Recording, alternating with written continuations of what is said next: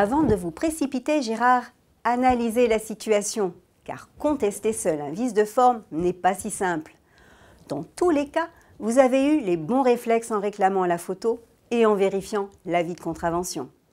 Mais attention, l'avis n'est pas le procès-verbal, PV, seul document qui, pour le juge, fait foi jusqu'à preuve du contraire, à condition qu'il soit régulier dans la forme. L'erreur doit donc être aussi sur le PV, consultable au greffe du tribunal, du lieu de l'infraction ou de votre domicile après contestation s'il s'agit d'un contrôle automatisé. Par ailleurs, la jurisprudence a précisé les mentions obligatoires pour valider la régularité d'un PV. Celui-ci doit comporter la signature, le nom ou numéro de matricule du verbalisateur, la date et le lieu de l'infraction, la faute reprochée ou l'article de loi adéquat. Et pour les contrôles radar, le nom de l'appareil et sa date de vérification.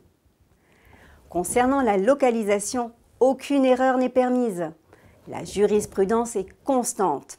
Hélas, une légère imprécision, telle que la vôtre, Gérard, est de nos jours difficile à défendre sans l'aide d'un avocat. Votre auto a en effet été flashée en ville. La limitation de la voie y est fixée à 50 km/h, tout comme celle de la rue mentionnée sur l'avis qui est à 300 mètres de celle indiquée sur la photo radar. Le juge risque d'argumenter que les deux rues se succédant, elles bénéficient de la même réglementation sans l'ombre d'un doute et de valider l'adresse sur la photo. Imparable pour un non-initié.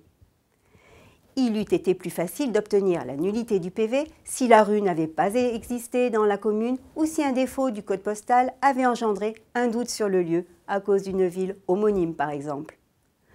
À vous à présent de savoir si contester en vaut la chandelle. Mais n'oubliez pas, contester fait courir le risque d'une amende bien plus lourde, jusqu'à 750 €. Réfléchissez bien et à la semaine prochaine.